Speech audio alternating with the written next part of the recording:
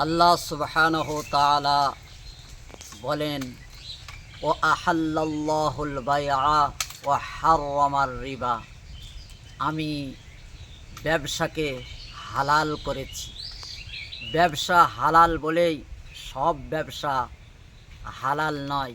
যেমন চুলের ব্যবসা, লটারির ব্যবসা, আরও যেসব ব্যবসায় ওজনে কম দেওয়া হয়, খাদ্যে ভেজাল দেওয়া হয়, সেই সব ব্যবসাগুলো আমাদের সবই বর্জন করতে হবে, ইত্যাদি ইত্যাদি।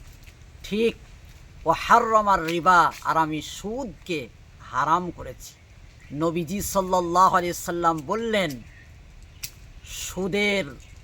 সুদ যিনি দেন, যিনি সুদ নেন এবং সুদের লেখক, সুদের দুই সাক্ষী, তাদেরকে রাসূলুল্লাহ সাল্লাল্লাহু আলাইহি সাল্লাম লানত করেছেন এবং অভিশাপে সকলেই সমান অপরাধী।